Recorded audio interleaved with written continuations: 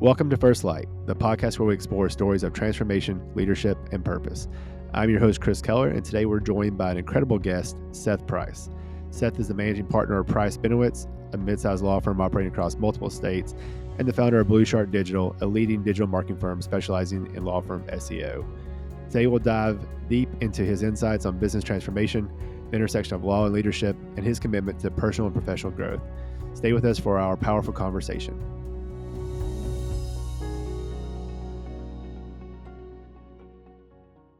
Seth, I want to thank you for joining me today on First Light. You're someone that I met and was immediately drawn to. You've had a very fascinating career journey, starting early work as a litigator, and then moving over to your private practice, founding your own firm. Can you take us a little bit about through that experience and pivoting to having your own firm? Sure. Well, look, I was one of those people that had no choice. I was not a great lawyer per se, in the sense that, like, as a litigator, there's a lot of sort of like attention to detail and grind. I tried transactional, and all I want to do is be a client. I didn't want to be the guy papering the stock option plan. I wasn't particularly good at it, and that being kind to myself. And so when I got a chance, I graduated law school. My dad went to law school. I went to law school. And there are people, first generation lawyer. No, like my uncle was a lawyer. My dad was a lawyer. Like, I was going to law school, as a New York kid. Like, I knew that was happening. And when I came out of college, 91, the go-go 80s were gone. Graduated law school in 95. Not much was out there. It was pretty bleak. I got a big firm job, so I grabbed it. And I was watching the dot-com bubble start to build and grow. It looked really enticing.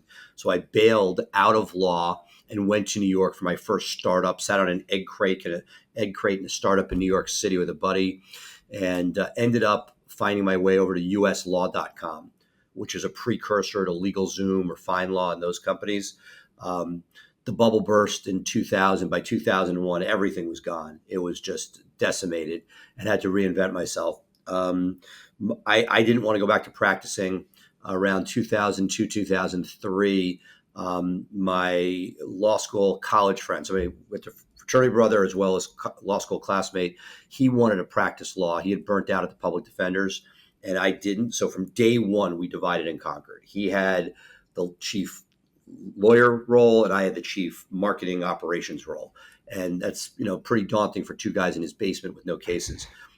But we did that from day one. I think that's part of, as we look at 46 lawyers today, that's been a big reason for success. And when I look at stuff, I was just at a mastermind last weekend, and it was firms that were probably 1 to 3 million in revenue.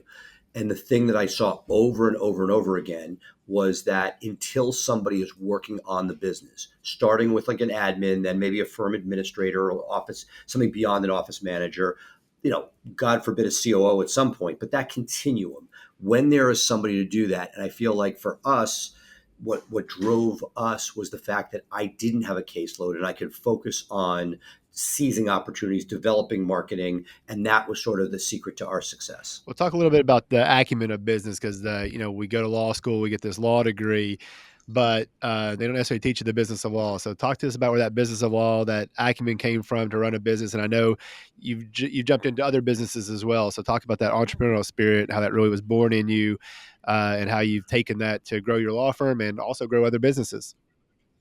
I think some of it's DNA, in that, I'm sure necessity too. Like, I'll give you two perspectives. One, John Morgan always talks about, see somebody who's a paper boy, and I'll show you who the entrepreneur was. And I lived in New York City, where there was like a union shop practically delivering our newspaper. So I didn't have opportunity for that, but I got involved in politics in high school, and they needed to deliver a newspaper. One local newspaper slammed my candidate. The other newspaper was supporting them, shockingly, because they were giving a lot of money. And they needed that newspaper delivered to 100 apartment buildings in the community that I lived in. So they said, Seth, can you get this done? I said, sure. I forget, they gave me $3,000 or $5,000 and an F ton of newspapers. My mom was not pleased. The apartment was filled with newspapers. And I hired kids for $3 an hour to go out and hit, 3 buildings each. And they would come, they'd do their route, they'd come back and have pizza between buildings. And for a couple $100 in pizza and a few $100 and $3 an hour labor, I was able to accomplish this entire deal. And it was like, I was like, oh, okay. If you're able to solve somebody's problems. So what I always tell people when they come for a job or somebody wants to know about career advice, if you solve somebody's problem, somebody shows up at your firm and you don't need to do something, you're going to pay them for that. And I think that was when the light bulb went off. I could either be a babysitter, work in a restaurant for a few dollars an hour, but when I was able to leverage, a need that needed to be done against it, that was a big deal for me. And so, that and some entrepreneurial leanings where I messed around with some real estate purchases when the bubble there burst in '08, '09, needed to sort of pay some real estate debt. And the law firm was born from that. The hustle to make sure you could feed your family and pay real estate debt is sort of what was the original impetus. And, as you say this, I reflect because there are people, my dad is 89, still practicing law. And he practiced law. He has he had three partners for many years. They split everything, I think, approximately equally, for good and for bad. And then, right now he's senior counsel partner at a firm in New York, but with a deal that's And I'm like, I'm like, Dad, if we just fed you the cases, you do it. No, I'm good. I don't have. He doesn't have that desire DNA. It's also 89 and likes the accoutrements of going in and talking to other people. Doesn't want to be sitting on an egg crate by himself. And so, to me, it has been identifying, and I say this over and over again: people do what they like to do.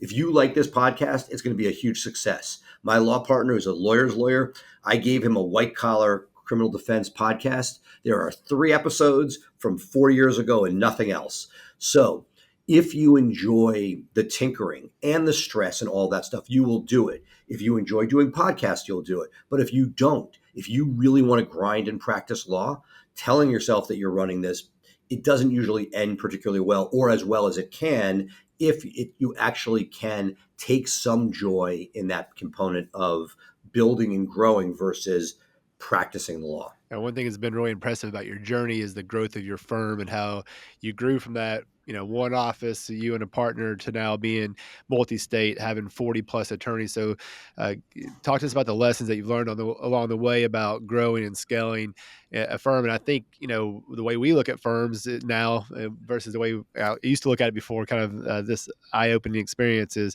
law firms are not really any different than any other business. In the sense of it's a business and you're going to grow just like any other business. So really these lessons apply, I think, to not just law firm owners and lawyers, but to any business that you're hoping to grow and scale. So can you take us through that Well, journey? right. So, and I've seen it. You're exactly right, Chris. And I see it from 2 different perspectives, right? Because I have the law firm, and then I took my in-house digital team and created Blue Shark, which now represents about 300 law firms. And they're not the same in that law firms are business, and you're exactly right. I think that they're, I don't want to say more complicated. They have extra complications plus some advantages, right? So unless Arizona goes nationally, we're a little bit protected, so it's not as maniacal. At the same time, um, it is a little bit more dysfunctional because you can't just hire anybody off the street to build your widget. You have to find, and so pick your poison, which way you want to go. As I've my own podcast, Law Firm Blueprint, it is we get people watching who are financial services or healthcare. It's the same fundamentals, which is, can you, you're in services business, can you bring people in to do work at a cost-effective rate where there's a piece left for you? Are you able to market that in whatever way you're doing it? Are you able to then sign the cases up? And so if you start to look at this, and again, as you go to masterminds, which are great places where people in different industries come together to sort of share best practices or talk about problems that they're facing, I think that what you see is that we all have the same basic issues. It's hiring, it's operations, it's culture, it's marketing, it's staffing. Each of these things happen, and that as you start to become more expert in those, and you see the patterns, you sort of almost start to feel a little clairvoyant, that you're like, you see the problems before they come. And people are like, why aren't you happy? It's like, because I know what's about to happen in the next week. And so, it's like, yes, things are great now, but and so for me, I think a lot of it is, if you're able to segment what you're doing and then build, because if you try to do everything at once, it doesn't happen. And we've talked about different issues for each of our firms over time. And when they start, they're complex, they're there. But if you sort of say, hey, intake, I'm going to fix intake, right? The phone's ringing. I'm going to squeeze more out of that juice. Great. Okay. It's not on fire. I have a good system. Don't want to set it and forget it because it will go on fire again. But now I got to get the phone to ring more. Now I'm on the marketing thing. Let me go focus and grind on that. Okay, that's there. Well, the marketing's working, intake's working. I better make sure I have enough people to produce the work.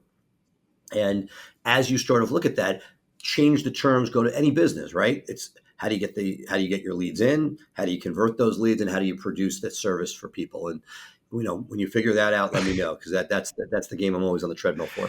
So I want to talk about, you brought up Blue Shark Digital, and I want to talk about your transition from law firm owner to also having a digital marketing company.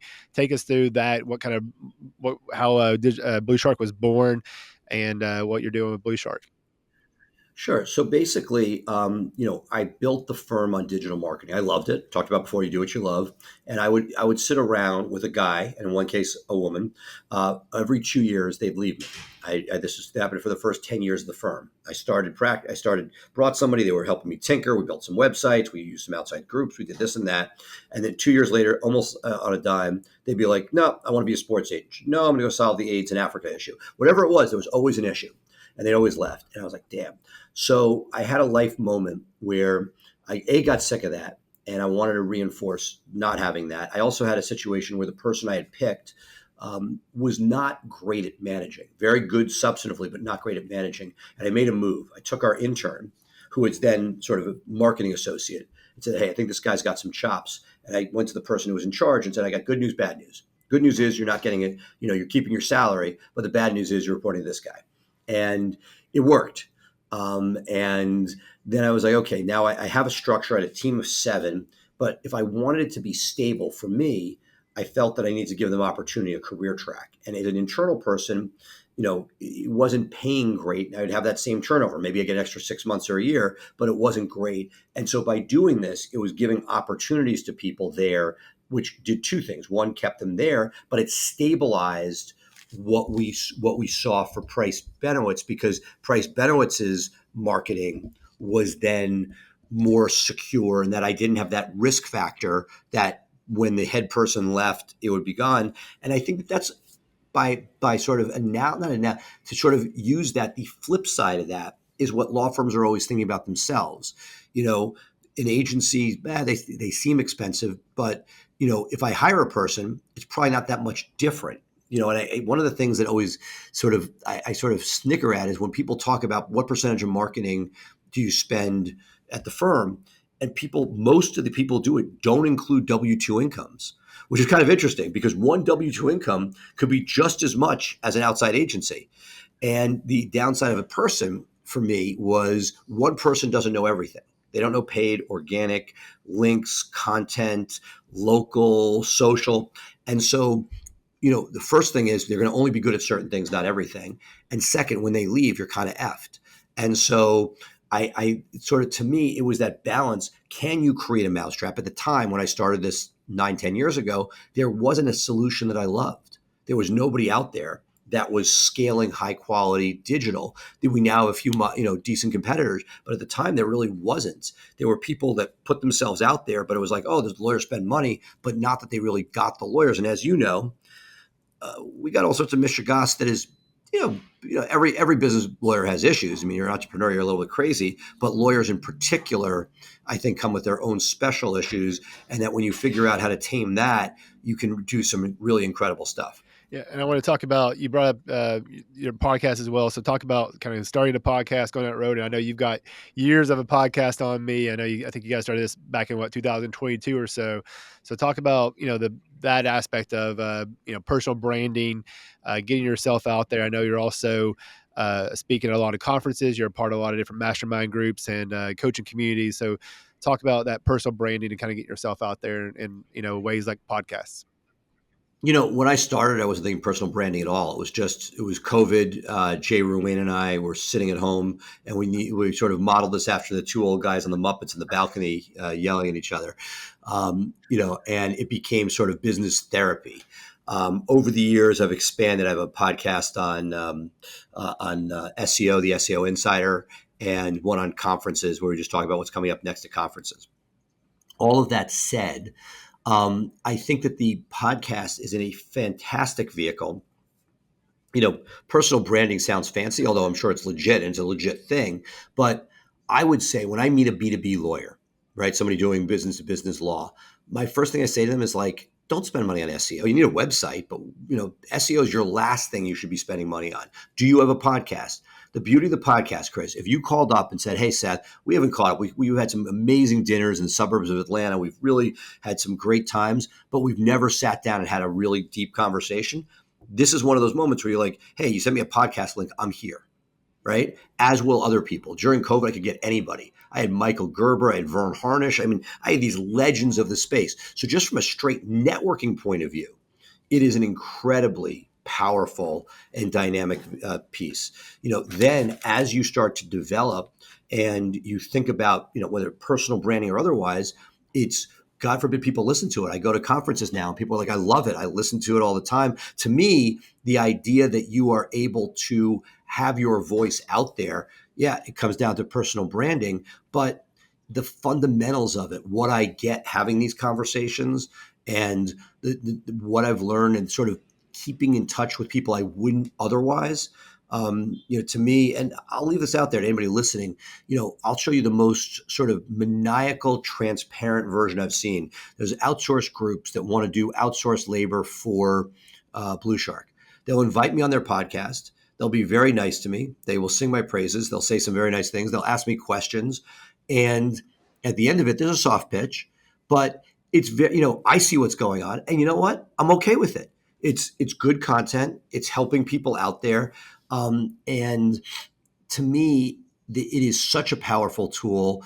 It's becoming saturated. There are a lot of people doing it, but I would argue in the B2B space, if nobody ever listens to it, not that you want that, you've already accomplished a ton just by going through the process. Yeah, and it's kind of like talking about what you enjoy. Like for me, this has been so enjoyable, right? I didn't know what I was getting into, and now it's like I can't wait to record the next episode. I can't wait to see that next guest. I can't wait to have that conversation with him. So it's been so exciting. But one thing I want you to talk about is talk to that young business leader, that young and upcoming attorney that's kind of coming into the space. It is hard to get your message out there. It is hard to differentiate yourself, and you've done such a good job with your firm and with your marketing company. Talk to those young business owners, those young attorneys about kind of starting to differentiate themselves, finding what path that is, whether it's digital marketing, whether it's B2B, whether it's a podcast. What do you kind of think? What kind of advice do you give to business owners about standing out now in a crowd or saturated market? Well, I'll give you my perspective. Everyone's got their own route, right? I'm not saying it's best. I went and became great at what I wanted to do. My law partner was a great lawyer. He loved it. I went and learned the digital space and became, at the time, as expert as anybody was in it. And I think that sometimes goes away. We go to masterminds, we go to different organizations. You see entrepreneurs, and they're itchy to do something. And you know what? History is written by the victor. There are people that do nothing, put a shingle out, and God bless. But I think that if you become great at the underlying substance, that can be a huge competitive advantage. There are people that can master the business side and then bring those people in. But I'm all for fake it till you make it. But if you're putting out, it is so much more rewarding to scale an amazing product than to sort of scale a defective product. I see, take the agency world. There's an entire world of people that are just trying to sell their product. They're outsourcing. They have no idea what's going into it. Everything's white labeled. It's a whole, and to me, that I didn't love it. What I loved and what I love working with firms like yourself and others is that when the substance is great, that's when marketing, and to me, so I started, right? Me and Dave, we sat in his basement. He knew criminal. That's where we started. And the people at the time were either boutiques, solos, maybe two guys doing criminal who you only knew by word of mouth. And the people that were marketing early days, going back almost 20 years, were kind of crappy firms. They got the worst lawyers, but they knew how to make the phone ring. And so to me, my passion was the idea of combining great legal talent with great marketing. And I sort of see that also on the digital side, because there are plenty of guys. I go to conferences. There's one where, hundreds of agencies. I'm sure there's some very good ones. There's some guys doing some amazing things. So that's not, but those are the guys that have invested and figured out, hey, let's add this technology in, or let's use this technique. It's not just I want to run an agency because I can make money, I can charge more than I need to spend to do it, but is this a product that you're proud of? And in each case, I think that is something that, is this a product that you're proud of? Because once it is, it's so much easier to do this. When it's not, you're plugging holes, you're fighting bad reviews, you're doing all these things. What I really want to do is be able to market greatness. And when I get that opportunity where we can take a firm with amazing lawyers who may not be as marketing savvy, that's the ideal. Now, to be fair, there's another end of the spectrum where people are pure referral. They don't want anybody who they don't already know. They say they do, but they really don't. They hate paying their third referral fees. But if you're not going to set up an intake department and do the things necessary to screen those out and know that everything's not a $5 million hit, that what you're seeing is that when you can differentiate excellence as a marketer, I get so much more out of it than sort of helping somebody fake it till they make it. You can do it either way, but it's, I think, a lot more rewarding and a lot more purpose to it when you can get those juggernauts and make them even better. Well, and talk about when you're trying to, whether you're interviewing an agency to come in or whether you're interviewing a law firm, there are a lot out there. So how do you pick the best ones? What do you look for? I know one thing that, kind of changed our firm in a big way was actually establishing a vision statement and having core values. That was something that I didn't really know a lot about. So talk about what's important in choosing an agency or choosing that law firm, what to look for. Well, there are two different questions there. I'll try to, I think when you're assessing lawyers or vendors, you're looking for who has moved the needle and who can make that happen on a replicable basis. So I think it's the first thing.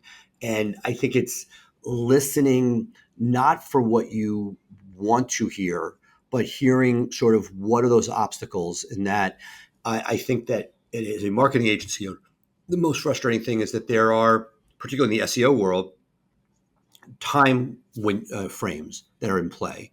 And that when you hear something too good to be true, it generally is. So, for example, I invested in a mass tort opportunity where it was they were doubling my money. They were matching my money in this, and it was legit people. I knew them all. They were all good people. And yet when something's too good to be true, it generally is. And that if you're willing not to sort of be sold, but sort of sit down and say, what is it going to take? And that's true on the legal side too. I've been a client in a bunch of places, I'm the worst client ever. But the idea is, how do you understand what's going to take, what the risks are? Then you can sort of have a sense as to what's next. A lot of people tell me, oh, I've been burnt by the last three agencies. I always use the analogy. It was sort of like me trying to date freshman year of college, where this girl's, oh, these last three guys are no good to me. Why are you going to be any different? But I think some of it is, who are those guys? If these were guys who were at a fraternity where everybody drank and passed out and were like awful, had an awful toxic environment, yeah, you're probably fishing in the wrong place. And so that's why I often say, like, look, if you went to a bunch of places that were either charging too little, where nobody could do this, if you do the math and it's like $1,000 a month and you're like, okay, there's 20% profit margin and I'm doing this and that, how much money is left to do your work? That's why some of these larger conglomerates owned by multinationals, like, you have a cute sales rep, you have her manager, you have a regional manager, district manager, you have shareholders. All these people have to make money before you make any money. And so I think it's looking at the business behind it. So that's one answer. That's the first half of this, if I wrap that up with a bow. The other half is within your own company. And I know you can look at that from others. And to me, the core values, I just had a conversation. I was with John Fisher at a Yankee World Series game. And you were talking about that. And he was early to core values, but I always I didn't poo-poo him. That's too strong. But I saw people with plaques on their wall, but they didn't live it. It felt like something out of The Office. And we were no different. I could not find core values that made sense. And post-COVID, we got a great firm administrator, and she came in, and we were screwing around with like core values that were Price, because that sounded cool, because you can remember it. I like things that you can remember. But it was like professionalism, respect, and she's like, look, the moment you get animated and passionate, you're going to lose. The people are going to say, oh, is he being respectful? That could be an issue. She's like, let's stay away from that. We went with PI, passion, integrity, excellence. We use it for hiring. We use it for firing. We talk about it. We have a pie day. When it's pie day, we give out pies. There's a Price Benowitz Olympics where the winning team gets the opportunity to throw whipped cream pies at me and my partner. Like we've gone all in, and it means something. And ironically, at Blue Shark we have core values, but they don't spell anything. They're remembered, sort of, and I feel it's not that it has to be something you can do, but is it something? And when I asked somebody the other day, what are your core values, and the eyes roll up to try to remember them. That's the question: is it embedded in you? And look, maybe it's my dyslexia or short term memory, but like when you can spell stuff out. I needed it for like, when I was trying to figure out things like hostile ocean to remember nomenclatures for the bar exam and for law school. Open, continuous, exclusive, adverse. When you wanted to know what adverse possession was, right? Like that's our game. And so I feel that if people know them and start to actually work with them, to me, they can be incredibly powerful. And if not, they're a cool plaque on the wall and a good talking point, but they don't move the needle the same way. Yeah, and it's true. You have to make it a part of your hiring process. You have to make it a part of your onboarding. You have to make it a part of your decision to let people go. They have to know how important it is, and I think that's what's made the biggest difference for us. But Pi Day is awesome. I wish I could steal that. That's amazing. What are your core values? Well, one of the most important ones for us is growth. We're all about personal and professional growth. That's been a huge transformation for us. We have you catch me on the spot, right? So Emma sitting here looking at me in the room. I got them all. Innovation. We're all about now moving the needle. We want to be out front. We want to be at the very worst early adopters. But hopefully we're leading the way now and kind of the industry leaders. Community. We're really big in our community. As you know, we sponsor scholarships. We have Jupiter Beach Cleanup Day. We're on the Jupiter Police Foundation. And we did the Project Backpack this year. Was one of our big initiatives. We love that. We had a lot of fun with that. So all about community. Help me out. Trust and teamwork. There you go. And trust and teamwork. So trust, again, internally, we want to make sure that everybody knows that we're open, transparent, a firm where people can come and talk to you and know that they can trust you and take you at your work. Teamwork, that we're always got each other's back. We actually let someone go recently who didn't display teamwork as a kind of one of their values, so we had to let someone go for that. But really around teamwork, all goes with our vision. Our vision is to inspire positive transformation for our community, our team, and our clients. So, but as you say that was easy. That to me, you get that, right? I mean, I think this is almost like whether this edited or not. I think this is a great learning opportunity, because when you did that, I'm like, I get it, I see it. Versus it's a bunch of words, and yes, they're important words, but like that's the struggle that I had over the years, which is until it's inside of you. And everybody's, like Lebovich down in your neck of the woods, a little south of you, he chants the stuff. It's not my style. I think it's a freaking drum circle with people pounding and chanting, but it gets into you. Like, so it's not for everybody, right. If that's what it is. But I think that as you see it, because clearly that latter part is, you get it, you lit up and it's there. And I think that's our goal. Yeah. Like when we do our next podcast, I hope that whatever it is, that you have both of those sides where you basically can light up the same way in a good way. I mean, look, it is 2 steps forward, 1 step back. And the fact that we, are looking at this and, you are getting on a plane to do different coaching groups and figuring out how do you make yourself better and bringing it back. I was the Yankee game last night and it was bad. This is, by the time we air, this is game 3. So unless the Yankees had some miraculous comeback where I saw the last badness, I have a feeling this was the end of the season for the Yankees. And when I got back on the plane, and I got back, and I had just been away. I came back in front of my IT guy. I'm like, dude, ChatGPT, why is this not on every desk in our office? McCree just did this great presentation. It's got, and like, I'm like, and these reviews, we have these reviews. They don't meet Google's guidelines. What are we doing to get these down? And sort of like, how do you get from the maniacal entrepreneur to make sure that what you're doing is rowing in the same direction? And my point is, like, we're all aspiring to do it better, and that the more you can stay humble and make sure that you, like, that if when somebody points out, hey, have you tried it this way, trying to internalize that to sort of say, yeah, there may be a better way. That to me, when you go back to what should the people who are watching this, who are trying to think, is steal from everybody as far as, these ideas, and make sure that you are continuously questioning. Great that you have core values. Are they really being used and internalized? And then, it's going to be it may take a person within your shop. The advice I was talking to John about, because I think he had a person within his firm that was struggling with it. I don't think he mind me saying that, was that, are you getting the buy-in from your team? Because the core values are great, but if the team doesn't believe it, it doesn't mean a heck of a lot. 100%. Talk about, you keep a very demanding schedule with everything that you're a part of, and obviously with running the law firm as big as it is now, and your agency. Talk about keeping yourself healthy, because one of the biggest parts of this, and I think is that personal health. And I talk about a lot about the personal growth and wellness journey that I've been on, but it's all for nothing if we don't take care of ourselves. So talk about how you kind of manage, being at a Yankees game last night and then showing up today to do a podcast. Okay, well, look, I'll give you a first world piece. I knew that sleep's important. As I've gotten older, I hit mid-50s, and like, I really like my sleep, right? Got a little sleep apnea, I got to deal with it, all these stuff, but I want my sleep. So I had two choices. My parents live in the city, and I could take the subway from 161st down to 23rd, go across town, get to their place, 12:30, 1 a.m. after my parents are asleep, get up before they're awake to get to LaGuardia because I was flying back.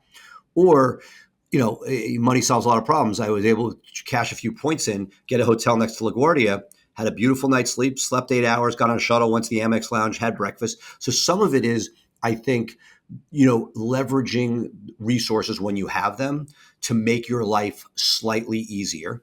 There are times when I don't do that. Like, I want to go to a conference next week, which is the day after Halloween. I'm going to be there for Halloween, and I'm going to be on a 7 a.m. flight, which is not good for me. I took up tennis in my late 40s, and even though I'm not great, and I'll never be great, I'll never be a Chad Dudley Division I player. I like it. I'm playing doubles. I get my heart rate up. I break a good sweat. I've strained every muscle in my body. And the last thing I think is diet. And this is a longer conversation, but I'm curious to hear what people think. But I think that as these new wonder drugs come out, and as the risks seem to be minimized, making sure that we eliminate any health risks that are out there that we can control. And I see, weight in general being a significant one that I've struggled with, not massively, but I know we've talked about some of your struggles offline, but the idea of what you can control, starting to put them in line, and knowing that, I work hard, play hard sounds right, but are there times when you're like, you know what? I'm going to take tonight off, even though this is an amazing other experience. Check the box. I'm going to get a decent night's sleep tonight. And talk about the continuous learning, because one thing that really impresses me about you is that you've achieved this great level of success. I look at your firm, I'm like, wow, look what this guy's done, look what he's built. This is so amazing. But yet I see you sitting in audiences, learning, taking information, constantly growing, and then, like you said, taking back what you're learning, implementing, and doing such big things. So talk about that constant learning that you're doing, and how important that is to people's lives. Well, look, I know that when I first started going to conferences, my head would hurt, and I would be like, I have so much to freaking do. And, I'd get on the plane, and my goal was, every conference I went to, I make a top 10 list. These 3 things I'm going to make sure we work on. These 4 may have to kick a quarter or 2. And these 3 are great ideas. They're going to have to wait. And with time, some of that dipped. Like, I had a team to execute on the digital side. When something new happens, like AI, my head starts to hurt again, because I know there's so much freaking opportunity. I felt this way with offshore labor. Started January of 21, hired my first offshore labor person. I now have 40 at Price Benowitz and 40 at Blue Shark in Latin America. And as you start to sort of realize what's possible, it's an exhilarating yet stress-inducing feeling when you're sort of like, hey, look at all these cool opportunities. But I think the key is, how do you prioritize them? And one of the things I love about Traction, about EOS, is that it forces you to prioritize and not come back from the conference. So we're doing this, this, and this, and ripping everything out, but saying, hey, if it's worth it, it'll be on the next quarterly rock, and making sure that we hit those hard. Finally, we've finally leave us with kind of your best piece of advice, the thing that you've learned, the one big lesson that you always kind of preach about to young business owners, young attorneys, whoever it may be, about kind of that career path. You know what? I'm gonna something I've always said. Like pre-COVID, I said it a lot more. Nothing good happens sitting at home. I think that's not as true as it once was. In that you now can do a ton online. You can network a ton online. But for my own personal middle-aged self, being in meeting people face to face, breaking bread. I know more about you because of a dinner outside of Atlanta than I would know otherwise. No way I would have learned that stuff sitting on a Zoom. So I think that's it. And I think that what got me where I am was taking a risk, reaching out, making a cold call, asking for help or a connection or what have you. That asking for a favor can very often, you think there's a cost, like you can build a relationship on that. If there's somebody who you admire or aspire to be, reaching out, picking up the phone, you'd be shocked how easy that is. When I started, I remember I sat in John Morgan's waiting room for 2 hours till he'd take a meeting with me. And it wasn't like that meeting I learned anything, but to this day, it's a guy that if I have a question late night, I can send a chat to. Other people like that that have become part of my orbit that I really look up to, like Andrew Finkelstein, that he offered to do a focus group, and we got on a plane the next day and went up to Albany to sit in one of his focus groups and learn how he's doing it. And I think that when you're willing to audible and take a chance and do something outside your comfort zone, the dividends can be significant. Awesome. Seth, I want to thank you again for your time. I appreciate you coming on First Light to share some of your insights and tell us about your story. Again, thank you so much. I hope you found today's conversation as insightful as I did. Don't forget to subscribe, leave a review, and share this episode with anyone who needs a bit of light in their life. Remember to keep shining your light, and we'll see you next time on First Light. All right, perfect. All right, thank you, Sawyer.